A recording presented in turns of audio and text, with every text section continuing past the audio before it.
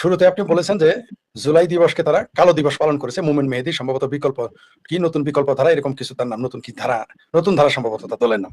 তারা স্বল্প সংখ্যক তারা মিছিল করেছে। এই যে তারা মিছিলটা করেছে এটা তো এমনি তো করে নাই। সেই মোমেন মেহেদীও কিন্তু সেই আওয়ামী লীগ সরকারের সমালোচক ছিল। সে মুক্তিযুদ্ধের পক্ষের, কিন্তু আওয়ামী লীগের সমালোচক ছিল। আমার সাথে কথা হয়েছে, বলেছে তারাই এখন মিছিল করতেছে যে জুলাই হচ্ছে কালো দিবস। কেন? কারণ তাদের কাছে স্পষ্ট হয়ে গেছে যে এই জুলাই আসলেই কালো। কারণ হচ্ছে যে অর্থনীতিকে ধ্বংস করেছে, রাজনীতিকে ধ্বংস করেছে, গণতন্ত্রকে ধ্বংস করেছে। জুলাই, এই তথাকথিত জুলাই আসলেই কালো দিবস। আমাদের ৭২ সংবিধান ধ্বংস করেছে, আমাদের মুক্তিযুদ্ধের চেতনাকে ধ্বংস করেছে, এই দেশের মুক্তিযুদ্ধকে সরাসরি চ্যালেঞ্জ করেছে। তারা বলেছে যে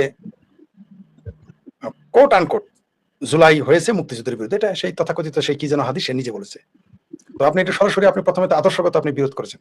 পাশাপাশি এই দেশের এই জুলাই চেতনা, তথাকথিত জুলাই চেতনা আমাদের অর্থনীতিকে ধ্বংস করে দিয়েছে, আমাদের শিল্প প্রতিষ্ঠান ধ্বংস করে দিয়েছে, আমাদের রপ্তানি ধ্বংস করে দিয়েছে, বাংলাদেশের ভাবমূর্তিকে ধ্বংস করে দিয়েছে সারা পৃথিবীতে।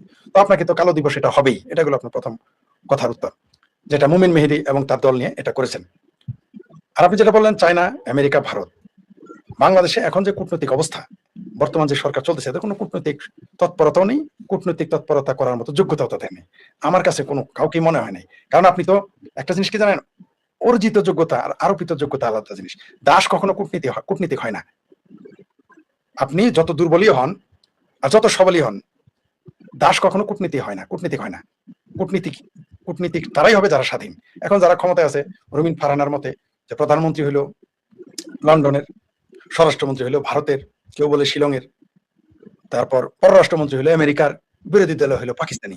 তো এই যে কথাগুলো মানুষ বলে, এমনি এমনি তো বলে না, এমনি এমনি কথাগুলো আসে নাই। আপনি এটা কিভাবে আপনি এটাকে প্রতিবাদ করবেন? আর কূটনীতির কথা বললেন, চায়নার সাথে তো আমাদের কোনো কূটনৈতিক সম্পর্ক নাই। এগুলো হচ্ছে দাসপ্রভুর সম্পর্ক। আমেরিকার সাথে তো কূটনৈতিক সম্পর্ক নাই, দাসপ্রভুর সম্পর্ক। আর ভারতের প্রতি রয়েছে বিদ্বেষ। তো বিদ্বেষ থাকলে তো আপনি তারপর আবার বাংলাদেশ শত্রু রাষ্ট্রের সাথেও মানুষ কূটনৈতিক সম্পর্ক বজায় রাখে, সেইভাবে ডিল করে। বাংলাদেশ আমাকে বলেন তো কে এখন একজন কূটনীতিবিদ? একজন। আমাদের বাংলাদেশের একজন সরকার উপদেষ্টা রয়েছে, তার নাম জায়েদ, যে জায়েদের দিল্লিতে এয়ারপোর্টে বসে তো দেখেই মনে হয় নেশাখোর। এগুলো দিয়ে আপনি দেশ চালাবেন? আমাদের ডিপ্লোমেসি, আমরা তো কোনো ডিপ্লোমেসি দেখেই না আমরা। তাহলে তো দেশের অবস্থা হতো না। এই দেশে যদি ডিপ্লোমেটরা সঠিকভাবে কাজ করতো বা যোগ্য লোকদের সেখানে নিয়োগ দিত, তাহলে তো বাংলাদেশে এই মুহূর্তে বিনিয়োগ আসতো, বাংলাদেশে স্থিতিশীল হতো, বাংলাদেশে বিদেশিরা আসতো। কই আপনার প্রভু রাষ্ট্র ছাড়া কেউ তো নাই, কেউ কথা বলে না। এবং প্রভু রাষ্ট্র বেশি দিন থাকবে না। কারণ কি? কারণ যখন তাদের বাণিজ্য না হবে, আর যে যাই বলুক, জনপ্রিয়তায় যদি আপনি শূন্য হয়ে যান, আপনাকে কেউ জায়গা দিবে না। এই বাংলাদেশে এখন যারা ক্ষমতায় আছে এবং বিরোধী দলে, তাদের জনপ্রিয়তা প্রতিদিন প্রতিদিন তাদের জনপ্রিয়তার পতনের যে গভীরতা, সেটা বেড়ে চলছে প্রতিদিন। তারেক রহমানের আসার সময় তার দলের মধ্যে যে আমি তার দলের কথা বলছি, জনগণের কাছে তাদের কোনো জনপ্রিয়তা নাই। কারণ এই দলটা যদি জনপ্রিয় হতো, এদের যদি ন্যূনতম মুরত থাকতো নিজেদের মাজার শক্তিতে চলার বলার, তাহলে তো সেনাবাহিনী মাঠে থাকতো না। পৃথিবীতে কোন দেশ আছে যে নির্বাচন হওয়ার পরে 4 মাস যাওয়ার পরেও, এতদিন তো সেনাবাহিনী ছিলই, ইন্টারিম গভর্নমেন্ট কোনোদিন সেনাবাহিনীতে চলে, ইন্টারিম গভর্নমেন্টের প্রতি সবার সমর্থন থাকে, তারা তো ভয় কিসের?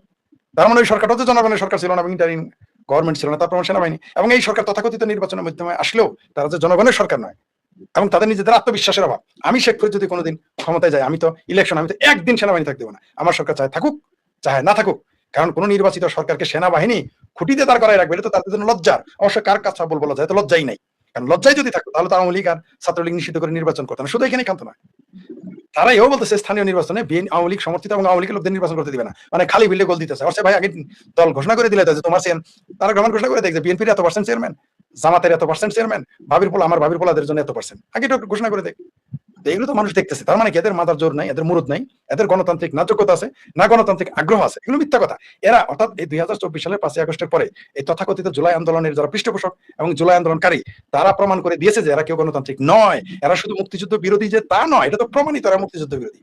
এরা শুধু মুক্তিযুদ্ধের চেতনা বিরোধী না, এরা সরাসরি মুক্তিযুদ্ধকে চ্যালেঞ্জ করেছে, এরা সরাসরি 72 সংবিধানকে চ্যালেঞ্জ করেছে, এরা সরাসরি আমাদের মুক্তিযুদ্ধের শহীদদের সংখ্যা নিয়ে চ্যালেঞ্জ করেছে। তার মানে কি এরা মুক্তিযুদ্ধ বিরোধী। এখন আপনি অন্তত গণতান্ত্রিক এটা তো দাবি করবেন, সেটা তো আপনি পারেন নাই। কারণ বাংলাদেশে এই মুহূর্তে 5 থেকে 6 কোটি মানুষ আওয়ামী লীগের সমর্থক, আপনি সেই দলটাকে নিষিদ্ধ করে দিয়েছেন। যে দলের সমর্থক 5-6 কোটি, আপনি তাকে নিষিদ্ধ করে গণতান্ত্রিক প্রক্রিয়া কিভাবে আপনি চালাবেন? আর এটা তো আপনি তাহলে গণতান্ত্রিক নন। আপনি স্থানীয় নির্বাচনে আপনি অংশগ্রহণ করতে দিবেন না আওয়ামী লীগকে। তার মানে কি? তার মানে হলো আপনি গণতন্ত্রে বিশ্বাস করেন না। এগুলো আপনাদের মুখের কথা, বাজে কথা, এটা ফাত্রামি ছিল। এই যে গণতন্ত্রের জন্য আন্দোলন, কোটার জন্য আন্দোলন, মিথ্যা কথা। তারা কোটা বিরোধী আন্দোলন করেছে, আজকে 63% কোটা। কোথায় কোটা নেই? তারা কোটার বিরুদ্ধে আন্দোলন করে। অর্থাৎ আপনি বললেন যে আমি চা খাবো না, এর বিরুদ্ধে আপনি আন্দোলন। আপনি এসে চা না কফি খাওয়া শুরু করলেন, পাল্টিতে পাল্টিতে চা খান। তো মিথ্যা কথা। জনগণের সাথে ধোকা, নিজের সাথে ধোকা, জাতির সাথে ধোকা, পৃথিবীর সাথে ধোকা। এই ধোকাবাজ কতদিন ক্ষমতায় থাকবে? ধোকাবাজ দিয়ে করে আপনি শোনেন, ছলে বলে কৌশলে আপনি ক্ষমতায় থাকতে পারবেন, বলেও থাকতে পারবেন, কৌশল থাকতে পারবেন। শুধু ছলে কি থাকতে পারবেন? এরা তো ছল। শুধু ছল করে আপনি ক্ষমতায় থাকতে পারবেন না, পৃথিবীর ইতিহাসে এটা নাই। বরং এই 4 মাসে বিএনপি, আমি বলছি না সারা বাংলাদেশে, আমি আপনাকে লিখিত দিতে পারি। আপনি নিজেও বা এখানে যারা দর্শক আছেন, 4টি জেলা, আপনি বাংলাদেশের 64 জেলার যে কোনো 4টি জেলা আপনি গবেষণা করেন। মাত্র 7 দিন আপনি খোঁজ নেন, খবর নেন যে বিএনপি 2024-এর এই 12ই ফেব্রুয়ারির পরে ক্ষমতায় আসার পরে তাদের জনপ্রিয়তা কতটুকু নেমেছে আপনি দেখেন তো। আগামী আর 4 মাসে এই সরকার তো কোনো জনপ্রিয়তাই থাকবে না। শেখ হাসিনা যদি ঘোষণা না দিত 27 সালে এই সরকার পড়ে যেত। শেখ হাসিনা তিনি ঘোষণা করেছেন, জননেত্রী শেখ হাসিনা বলেছেন তিনি ডিসেম্বরে আসতেছেন। এই ঘোষণা না দিলেও 27 সালে সরকার পড়ে যেত। আমি নিজেই সবার আগে বলেছিলাম যে না, এই সরকার 29 সাল পর্যন্ত থাকবে। পরে দেখলাম না 28 পর্যন্ত টিকবে না, এখন দেখি 27ও টিকবে না। কারণ এটা কেন বলেছি, কারণ তাদের যে জনপ্রিয়তা, তাদের যে আকাঙ্ক্ষা, আপনি বলেন তো তারা কি জনগণের সামনে তারা কি এনেছে, তারা কি বলতে সাহস পেয়েছে আমরা দেশের জন্য এটা করতেছি, এই কথা বলার তাদের সাহস তাদের নাই। মিথ্যা আশ্বাসও দিতে পারে নাই।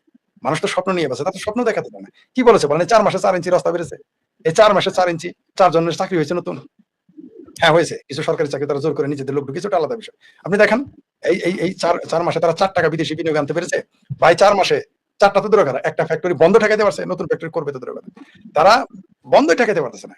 তো এই সরকারের কি অবস্থা হবে, জনগণ কেন তাদের প্রতি আস্থা রাখবে আপনি আমাকে বলেন। এটা কি হয় এইভাবে দেশ চলে? আপনি গণতান্ত্রিক হবেন না, অর্থনৈতিক উন্নয়ন দেবেন না, একটা কিছু তো করতে হবে আপনাকে, আপনি কোনোটাই করবেন না, এটা তো হয় না। জনগণ তাদের যে জনগণ তারাই তো মানবে না। আমি বলেছি যেদিন জননেত্রী শেখ হাসিনা আসবেন, যে জনস্রোত থাকবে তার 25% থাকবে তো বিএনপি জামাতের লোক। তারা খুশি শেখ হাসিনা আসতেছে এই খবরে। আওয়ামী লীগ আছে, আমি সরি এই কথাটা বলাতে, আওয়ামী লীগের নেতারা একটু ভয় আছে, আক্রমণ হবে, 90-93 মুখোমুখি হইতে আন্দোলন করতে হবে, কিছু কিছু বলে সবাই না, কিন্তু উদ্গ্রীব জান দেওয়ার জন্য রেডি। কিন্তু যারা জামাত বিএনপি করে তাদের 25% রেডি কখন শেখ হাসিনা আসে। কারণ চাউল আলার দোকানে চাউল বেচা নাই, মাছ আলার দোকানে মাছের বাজারে মাছ বেচা কমে গেছে। আপনার মাংসের দোকানগুলো কসাইদের জিজ্ঞেস করেন, বেচা কমে গেছে। ফ্যাক্টরি মালিক কেজি কর্মচারীদের জিজ্ঞেস করেন, তারা ভয়ে আছে। ফ্যাক্টরি মালিককে জিজ্ঞেস করেন, সে আরো ভয়ে আছে। কে ভালো আছে? মোল্লাদের দাওয়াত কমে গেছে, মোল্লাদের ব্যবসা ওয়াজের ব্যবসা কমে গেছে। সিনেমা তো আগে থেকেই না, বোমার এটা ক্লিয়ার করে দিয়েছেন না, সিনেমা তো গায়েব, নাটক গায়েব, শিল্পকলা গায়েব। আচ্ছা বাদ দেন, মৌলবীরাই করে খাক, মৌলবীদের ব্যবসা তো এখন ভাটা, এখন মৌলবীদের ব্যবসাতেও ভাটা, কারণ পয়সা নাই, পয়সা না থাকলে আপনি কি করে খাবেন। তো এই কারণে তাদের যে জনপ্রিয়তা নষ্ট হয়ে গেছে। সুতরাং শেখ হাসিনা তো আসবেই এবং তাকে ঠেকায় রাখতে পারবে না কেউ, না কারো পক্ষে সম্ভব না। আসলে ফরিদ ভাই, আমাদের আমাদের এই দেশের মানুষের দুর্ভাগ্য, একটা স্থিতিশীল সরকার সেই 90-এর দশকের পর থেকে, তো 80 দশকের পর থেকে আর সেই সুযোগে উঠছে না। আমি এই দুজন দর্শকের দুটো কমেন্ট নিতে চাই ফরিদ ভাই। একজন কমেন্ট করেছেন যে আওয়ামী লীগের একটা শিক্ষা হওয়া দরকার ছিল, এক নম্বর। আর আরেকজন কমেন্ট করেছেন শেখ হাসিনা যদি না আসেন ডিসেম্বর, তাহলে তার দলের লোকজনের মনোবল ভেঙে যাবে। আপনার কি মনে হয়? আমি তাদের দুই কথার সাথে তো অবশ্যই দর্শকরা, আমি দর্শকদের খুব সম্মান করি, তাদের মতের সাথে দ্বিমত হইতে পারে, আমার সেটা সমস্যা নাই, মত প্রকাশের স্বাধীনতা আছে। যিনি যে দুইজন দর্শক কমেন্ট করেছে, আমি মনে করি দুইজন দর্শক সঠিক বলেছেন, সত্যি বলেছেন যে আওয়ামী লীগের একটা শিক্ষা হওয়া দরকার ছিল। আবার যেটা দ্বিতীয় প্রশ্ন করলেন, এটাও সত্য, ওইটা আরেকবার বলেন দ্বিতীয় প্রশ্নটা, এটাও সত্য। যে শেখ হাসিনা যদি ডিসেম্বরে ফিরে না আসেন, তাহলে তার দলের লোকজনের মনোবল ভেঙে পড়বে। হ্যাঁ, এটা মনোবল ভেঙে যাবে, কোনো সন্দেহ নেই। তাহলে আওয়ামী লীগের ক্ষমতায় ফেরাটা দেরি হবে অনেক এবং খুব কঠিন হবে। আওয়ামী লীগ আসবে, এখন হয়তো ডিসেম্বর হয়তো 1 হাড়ি 2 হাড়ি দিলে মাটিটা ভিজে যাবে, কিন্তু ডিসেম্বরে যদি জননেত্রী শেখ হাসিনা না ফিরেন, তাহলে সেটা 10 হাড়ি দিয়ে ভেজাইতে হবে, কষ্ট হবে, কিন্তু আসবেই, আসবেনই তিনি। আর আমার ধারণায় অবশ্যই দর্শক দুজনের খুবই চমৎকার মন্তব্য এবং খুবই গুরুত্বপূর্ণ। এবং আমি মনে করি আওয়ামী লীগের যারা নেতা রয়েছেন, যারা পলিসি মেকার, এই দুইটা মন্তব্য আপনারা ভাববেন। এই দুইটা মন্তব্য, all critics are not enemy, সকল সমালোচক সত্য না। যে দর্শক, আমি জানি না তারা কোন সেন্স থেকে বলেছেন, কিন্তু তারা কিন্তু সত্য বলেছেন, এটা অপ্রিয় হলেও সত্য। আবার একটা কথা বলি, আমি একটু যোগ করি তৃতীয়, সেটা জনগণের একটু শিক্ষা পাওয়া দরকার ছিল, যে কে আসলে কেমন লাগে, ঠিক আছে, যে কোন স্বামীর ভাত খাইতে কেমন লাগে, একটু জনগণেরও বোঝা উচিত ছিল।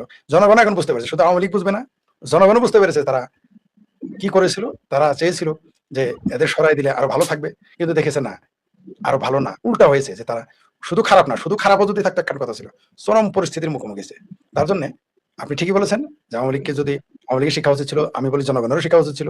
আর যেটা বলেছেন ডিসেম্বরে যদি জননেত্রী শেখ হাসিনা না ফিরেন, এটা আওয়ামী লীগের জন্য কঠিন হয়ে যাবে, এটা সাথে মনোবল ভেঙে যাবে, কোনো সন্দেহ নাই। আমি আপনার সাথে একমত এবং আপনার মতের প্রতি আমি শ্রদ্ধা জানাই। বাংলাদেশ আওয়ামী লীগের যারা পলিসি মেকার, তাদের এই দুই মতকে খুব গভীরভাবে নেওয়া উচিত। জি, একটা আচ্ছা, মাঝে একটা ইন্টারেস্টিং কমেন্ট দেখতে পাচ্ছি,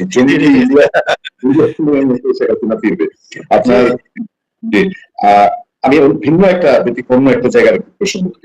আমাদের রাষ্ট্রপতি মোহাম্মদ শাহাবুদ্দিন চৌধুরী, ওনাকে তো ইউনূস আমলে যত হেনস্থা অপদস্থ করা হয়েছে, আমরা আমাদের জায়গা থেকে তীব্র প্রতিবাদ করলাম। তার কখন আসার সরকার আসার পরে তাকে মূল্যায়ন করা হচ্ছে। এখানে মানে কারিশমাটা কি, এটা একটু বিএনপি রাষ্ট্রপতি চেঞ্জও করে নেই, ওনাকেই রেখে দিয়ে উনি এখন জিয়াউর রহমান সাহেবের প্রশংসা করছেন, জুলাই আন্দোলনের পক্ষে কথা বলছেন। এই কারিশমাটা কোন জায়গায়, মানে এটা কিন্তু প্রেসিডেন্ট পদটা হচ্ছে বাংলাদেশে একটা অর্নামেন্টাল, অনেকটা এটা আপনি গহনার সাথে তুলনা করতে পারেন, তার ক্ষমতা বেশি থাকে না। তো প্রেসিডেন্ট সাহেব হচ্ছে বাংলাদেশের জলের মতো, তিনি যে পাত্রে থাকেন সেই রং ধারণ করেন। তিনি এখন জুলাইয়ের প্রশংসা করেন, তিনি এখন জিয়াউর রহমানের প্রশংসা, জেনারেল জিয়ার প্রশংসা করেন, তারেক রহমানের প্রশংসা করেন। কয়েকদিন পরে হয়তো শুনবো যে তারেক রহমানের যে বিড়াল যে বউ আছে তারও প্রশংসা করবে। অবশ্য বাংলাদেশে তো এরকমই হয়ে থাকে। আর তিনি কি করবেন? আর তিনি যে আদৌ তিনি মুক্ত মানুষ কিনা, আই হ্যাভ এ ডাউট। বাংলাদেশের বর্তমান প্রেসিডেন্ট আদৌ তিনি মুক্ত মানব বা একজন মুক্ত মানুষ বা মুক্ত সত্তা, নাকি তিনি গৃহবন্দী তা আমি জানি না। কারণ তিনি কি করে, তিনি তার ব্যাকগ্রাউন্ড ছাত্রলীগ, যিনি নিজে মুক্তিযোদ্ধা, তিনি কিভাবে এগুলো কথা বলেন আমি জানি না। তিনি কিভাবে জুলাই সন্ত্রাসকে অনুমোদন দেন আমি জানি না। আমার ধারণা তিনি গৃহবন্দী। তাই আমি কোনো বন্দী মানুষ নিয়ে কোনো আলোচনা করতে আমি রাজি না। কারণ এই মানুষটা যদি মুক্ত হয় তাহলে আমি তাদের নিয়ে কথা বলতে পারি। সেটা শক্তিমান হোক, দুর্বল হোক, আমি মনে করি তিনি একজন গৃহবন্দী মানুষ। তাই বন্দী মানুষ নিয়ে আলোচনা করা মনে হয় আমাদের খুব একটা ভালো হচ্ছে না। এটা আমার দিক থেকে আমি বিবেচনা করতেছি। থ্যাংক ইউ ফরিদ ভাই, থ্যাংক ইউ ভেরি মাচ। অনেক ভালো লাগলো আপনার সঙ্গে আলাপ করে। আমি এবার একটু 1 মিনিট সময় নিতেছি। আপনি একজন দর্শক কমেন্টস করেছে আপনার এখানে যে সাংঘাতিক ইলিয়াস বলেছে শেখ হাসিনা আসবেই। জি, শেখ হাসিনা আসবেই। এটা আমি যদি বলতাম তাহলে বলতেন শেখ হাসিনার দোসর। এটা আমি যদি বলতাম শেখ হাসিনা অবশ্যই আসবে তাহলে আপনারা বলেন আমি ভারতের দোসর। এমনকি আমাদের যে আতিক রহমান পুনিয়া সাহেব আছে, উনিও যদি বলেন তার শেখ হাসিনা আসবে তাহলে আপনিও বলবেন যে তিনি জুলাই সন্ত্রাসের বিরুদ্ধে, জুলাই আন্দোলনের বিপরীতে চলে গেছেন, এটা বলবেন। কিন্তু এটাই সত্য। আমি জানি না সাংঘাতিক ইলিয়াস যে নিজে বলেছে সে নিজে বলেছে তার রক্ত হলো পি পজিটিভ, মানে পাকিস্তানপন্থী। সেই জন্য আমি তাকে অনেকে আমাকে বলে তাহলে পিনাকি নিয়ে তো সমালোচনা, ইলিয়াসকে নিয়ে কেন করেন না? সে তো স্বাধীনতা, সে তো ঘোষণা দিয়েছে সে পাকিস্তানপন্থী। যে লোকটা ঘোষণা দিয়েছে আপনার শত্রু, তার নিয়ে আর কি আপনি সমালোচনা করবেন? তার সাথে তো আপনার মুখোমুখি হইতে হবে। তার তো সমালোচনা করা কিছুই নেই, তা না? হ্যাঁ, পুনিয়া ভাই বা আমরা বললাম একটা করলাম একটা, তাহলে সমালোচনা করা যায়। কিন্তু সে তো ঘোষণা দিয়েছে সে মুক্তিযুদ্ধের বিরুদ্ধে। তবে দেখেন, শুধু আমরাই বলি না, এই যে সবচেয়ে বঙ্গবন্ধু পরিবারের সমালোচক শেখ ফরিদের গুরুত্বপূর্ণ বিশ্লেষণ, ভারতের সমালোচক, হিন্দুর সমালোচক, হিন্দু বিদ্বেষী, ভারত বিদ্বেষী, মুক্তিযুদ্ধ বিদ্বেষী ইলিয়াসও কিন্তু বলতেছে শেখ হাসিনা ফিরবেন। আসলেই তিনি ফিরবেন। কারণ ওই যে আমাদের এডিটর সাহেব যে শিরোনাম দিয়েছেন যে চেষ্টা কেন করতেছে? কারণ জানে তিনি শেখ হাসিনা যখন বাংলার দেশের ঢাকার মাটিতে পা রাখবেন, এই মুহূর্তে যারা ক্ষমতায় রয়েছে, এমনকি যারা এর আগে ইন্টারিম গভর্নমেন্টে ছিল, তাদের পায়ের তলার মাটি থাকবে না। ধন্যবাদ সকলকে।